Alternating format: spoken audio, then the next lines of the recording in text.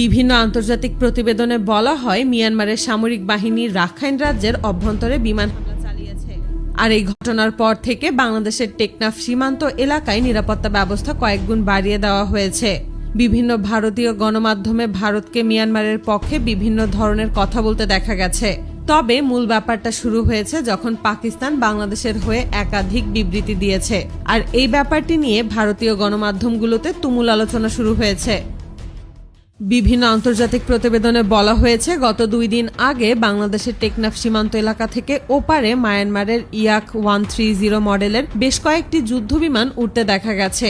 এই ধরনের যুদ্ধবিমান ছোট হলেও এতে প্রায় 3 টনের কাছাকাছি পরিমাণ বিভিন্ন ধরনের রকেট এবং মিসাইল বহন করতে পারে। তবে এই ধরনের যুদ্ধবিমানের গতি খুব বেশি না, এর গতি 1100 কিলোমিটার প্রতি ঘন্টার কাছাকাছি। এ ধরনের যুদ্ধবিমান মূলত 700 কিলোমিটারের মধ্যে ছোটখাটো মিশনে ব্যবহার করা হয়ে থাকে। তবে অবাক করা ব্যাপার হলো মিয়ানমারের কাছে বাংলাদেশের থেকেও আধুনিক যুদ্ধবিমান রয়েছে, যেমন SU-30। রাশিয়ার কাছ থেকে আমরা উন্নত কোনো যুদ্ধবিমান কিনতে না পারলেও বিভিন্ন আন্তর্জাতিক প্রতিবেদনে বলা হয়েছে মায়ানমারের কাছে 6টি SU-30 যুদ্ধবিমান রয়েছে। এগুলো চতুর্থ প্রজন্মের যুদ্ধবিমান। এগুলোর গতি প্রতি ঘন্টায় 2200 কিলোমিটারের কাছাকাছি।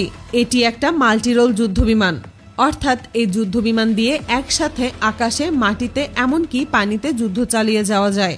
সবথেকে অবাক করা ব্যাপার হলো এই ধরনের যুদ্ধবিমান 8 টন পরিমাণ বিভিন্ন ধরনের অস্ত্র ও গাইডেড মিসাইল বহন করতে পারে। তবে এই ঘটনার পর বাংলাদেশ টেকনাফ সীমান্ত এলাকায় সকল ধরনের নিরাপত্তা ব্যবস্থা জোরদার করেছে। বিভিন্ন প্রতিবেদনে বলা হয়েছে বাংলাদেশের কাছে থাকা রাশিয়ার MiG-29 যুদ্ধবিমান নিয়ে টহল দিতে দেখা গেছে। ভারতীয় কয়েকটি প্রধান গণমাধ্যমে নরেন্দ্র মোদী বলেছেন মায়ানমার তাদের বন্ধু রাষ্ট্র এবং তারা যে কোনো প্রয়োজনে মায়ানমারকে সহযোগিতা করবে।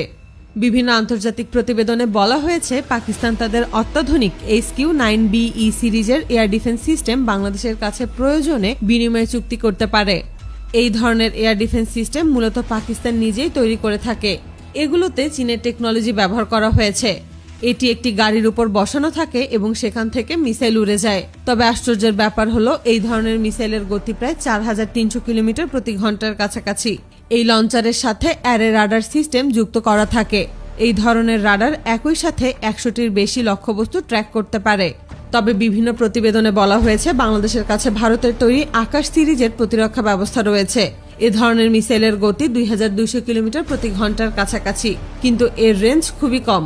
এটি মাত্র 30 থেকে 40 কিলোমিটার দূরত্ব পর্যন্ত যেতে পারে। তবে পাকিস্তানের সেই বিবৃতি প্রকাশ হওয়ার পর ভারতীয় গণমাধ্যম জুড়ে এ ব্যাপারটি নিয়ে ব্যাপক আলোচনা শুরু হয়েছে। ভারতীয় বিভিন্ন গণমাধ্যমে দেশটির অনেক ঊর্ধ্বতন কর্মকর্তারা বলেছেন তারা এই বিষয়টির উপর খেয়াল রাখছে। এমনকি সেই সাথে তারা উল্লেখ করেছে বাংলাদেশ দীর্ঘদিন ধরেই ভারতের বন্ধু, যে কোনো সহযোগিতায় তারা বাংলাদেশের পাশে থাকবে।